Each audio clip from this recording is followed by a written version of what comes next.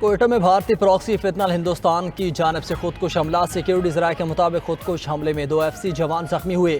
Security forces نے مؤثر جوابی کارروائی میں خودکش حملہ آور سمیت 6 دہشت گرد جہنم حاصل کر دیے۔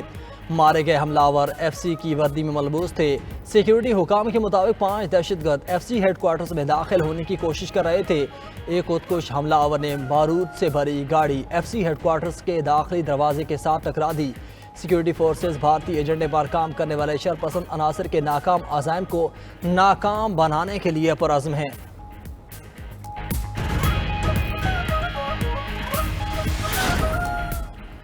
صدر مملکت اور وزیر اعظم کی کوئٹہ میں فتنہ ہندوستان کے خودکش حملے کی مذمت۔ آصف علی زرداری کا بروقت اور مؤثر کارروائی پر سیکیورٹی فورسز کو خراج تحسین۔ کہا، بھارت نواز شرپسند عناصر کے ناپاک عزائم کو ناکام بناتے رہیں گے۔ وزیر اعظم شہباز شریف نے کہا کہ بھارتی پراکسیز کی پاکستان میں کوئی جگہ نہیں، ملک سے دہشت گردی کی لعنت کو ختم کر کے دم لیں گے۔ وزیر داخلہ محسن نقوی نے کہا کہ FCC کے بہادر سپوتوں نے دہشت گردوں کو عبرت ناک انجام تک پہنچا کر مذموم عزائم کو ناکام بنایا۔ FCC جوانوں کو حملہ ناکام بنانے پر خراج تحسین پیش کرتا ہوں۔ وزیر اعلیٰ بلوچستان سرفراز بگٹی کی کوئٹہ میں خودکش حملے کی شدید مذمت۔ کہا، واقعے کے بعد سیکیورٹی فورسز نے فوری اور مؤثر رد عمل دیا۔ سیکیورٹی فورسز نے تمام دہشت گردوں کو جہنم واصل کر دیا۔ پیپلز پارٹی رہنما نوید قمر کا مسلم لیگ نون سے شکوہ۔ ایوان میں اظہار خیال کرتے ہوئے کہا کہ اتحادیوں کی جانب سے چند روز کے دوران آنے والے بیانات مناسب نہیں، ہمارے مشورے کو بطور تنقید کیوں لیا جا رہا ہے۔ وزیر اعلیٰ پنجاب کے جواب پر شدید تشویش ہوئی۔ نوید قمر نے مزید کہا کہ وزیر اعلیٰ مریم نواز کو پیپلز پارٹی کی تجویز پسند نہیں بھی آئی تو ایسا جواب نہیں دینا چاہیے، انہیں عہدے یا وزارتیں نہیں عزت چاہیے۔ وفاقی وزیر اعظم نذیر تارڑ نے واقعے پر معذرت کر لی۔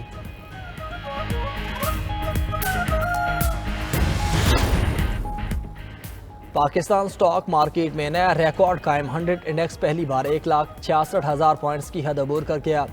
کاروبار کے دوران 2500 سے زائد پوائنٹس کا اضافہ دیکھا گیا۔ سرمایہ کاروں کا اعتماد بحال ہونے سے پاکستان سٹاک مارکیٹ میں ریکارڈ بننے کا سلسلہ جاری۔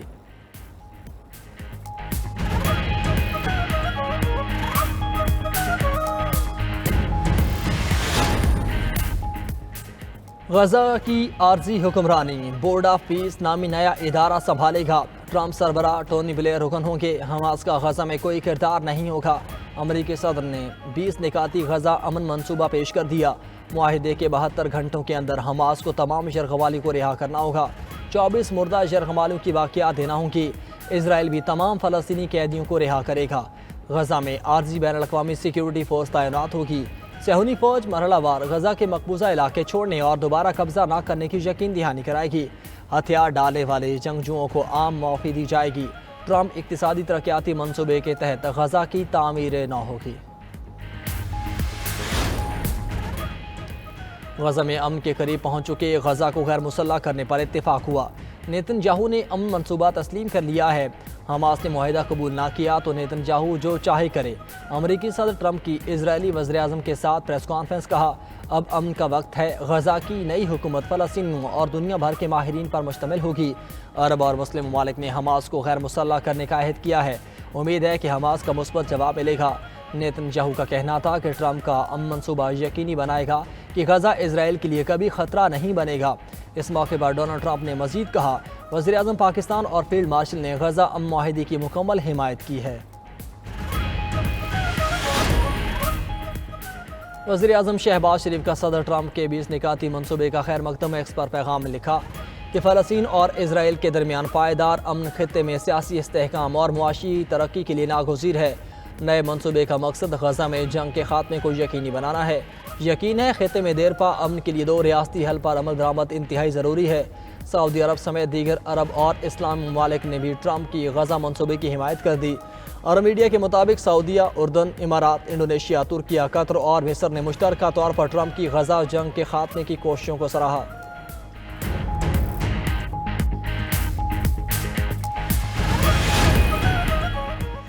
وزیر اعلیٰ سندھ کی زیر صدارت گندم ریلیز پالیسی سے متعلق اجلاس۔ مراد علی شاہ کا کہنا تھا کہ مارکیٹ میں گندم کی موجودگی یقینی بنانا چاہتے ہیں۔ مارکیٹ میں گندم ہوگی تو آٹا اور روٹی کی قیمت مستحکم رہے گی۔ صوبے میں اس وقت 12 لاکھ ٹن گندم موجود ہے۔ گندم ریلیز پالیسی اور اس کی قیمت اسی ہفتے طے کرنا چاہتے ہیں۔ گندم کی پیداوار بڑھانے کے لیے 25 ایکڑ والے کسانوں کی مدد کر رہے ہیں۔ کاشتکاروں کو 1 بیگ DAP اور 2 بوری یوریا فراہم کی جا رہی ہے۔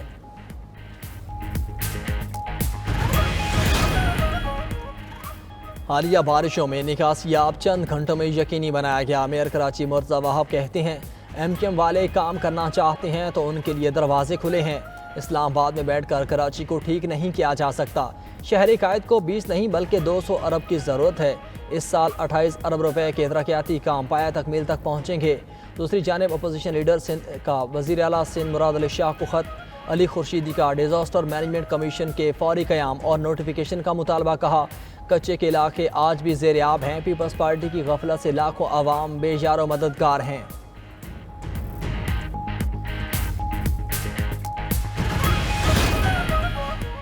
ایشیائی ترقیاتی بینک نے قدرتی آفات اور حالیہ سیلاب کو پاکستان کی ترقی کے لیے خطرہ قرار دے دیا۔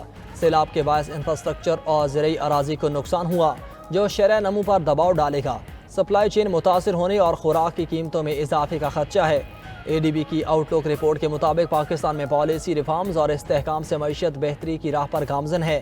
زر مبادلہ کے ذخائر میں بہتری اور سرمایہ کاری میں اضافہ متوقع۔ رواں مالی سال مہنگائی 6% تک بڑھنے کا امکان۔ GDP گروتھ 3% تک رہے گی۔ حکومت نے معاشی شرح نمو کا ہدف 4.2% مقرر کر رکھا ہے۔ اور جنوبی افریقہ کے خلاف ٹیسٹ سیریز کے لیے 18 رکنی قومی اسکواڈ کا اعلان۔ 3 نئے کھلاڑی آصف آفریدی، فیصل اکرم اور روہیل نذیر اسکواڈ میں شامل۔ شان مسعود ٹیم کی قیادت جاری رکھیں گے۔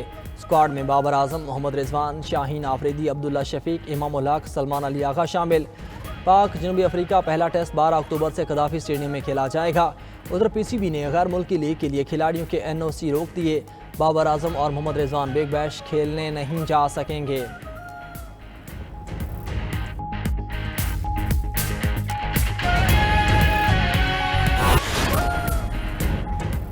غزہ کے لیے امن منصوبے پر بات چیت کے باوجود اسرائیل کی ہردرمی، صہیونی فورسز کی وحشیانہ بمباری سے مزید 40 فلسطینی شہید۔ 24 گھنٹوں میں غزہ پر 140 سے زائد حملے کیے گئے۔ جبری غزہ قلت سے بھی 2.5 ماہ کے بچے سمیت 2 بچے دم توڑ گئے۔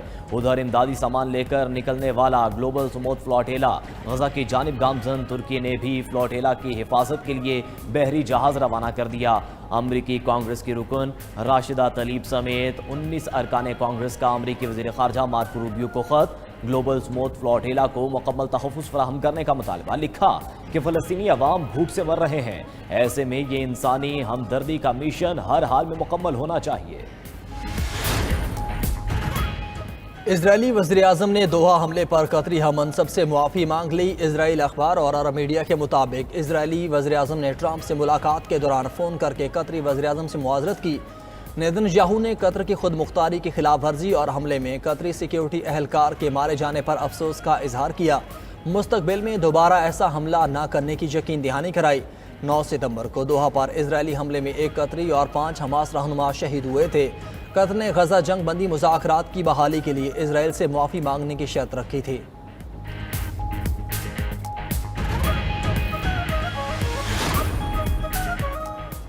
ایشیائی ترقیاتی بینک نے قدرتی آفات اور حالیہ سیلاب کو پاکستان کی ترقی کے لیے خطرہ قرار دے دیا۔ سیلاب کے باعث انفراسٹرکچر اور زرعی اراضی کو نقصان ہوا جو شرح نمو پر دباؤ ڈالے گا۔ سپلائی چین متاثر ہوئے اور خوراک کی قیمتوں میں اضافے کا خدشہ ہے۔ ADP کی آؤٹ لک رپورٹ کے مطابق پاکستان میں پالیسی ریفارمز اور استحکام سے معیشت بہتری کی راہ پر گامزن ہے۔ زر مبادلہ کے ذخائر میں بہتری اور سرمایہ کاری میں اضافہ متوقع ہے۔ رواں مالی سال مہنگائی 6% تک بڑھنے کا امکان۔ GDP گروتھ 3% تک رہے گی۔ حکومت نے معاشی شرح نمو کا ہدف 4.2% مقرر کر رکھا ہے۔ سیلاب کے باعث نقصانات کے ازالے کے لیے اہم پیش رفت۔ حکومت کا ایمرجنسی فنڈ سے وزیر اعظم پیکج متعارف کرانے کا فیصلہ۔ ذرائع کے مطابق IMF کی اجازت سے 389 ارب روپے کا وزیر اعظم پیکج متعارف کرایا جائے گا۔ خیبر پختونخوا اور سندھ میں نقصانات کا تخمینہ لگا لیا گیا۔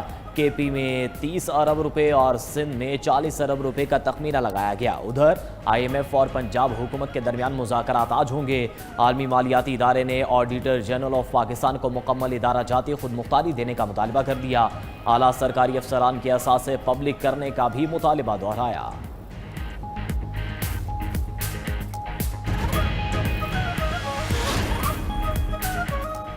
پاکستان سٹاک مارکیٹ میں تیزی کا رجحان، ہر روز نئی تاریخ رقم ہونے لگی۔ 100 انڈیکس نے 1,65,000 کی نفسیاتی حد بھی عبور کر لی۔ کاروبار کے دوران انڈیکس میں 1465 پوائنٹس کا اضافہ، انڈیکس 1,65,314 کی سطح پر پہنچا۔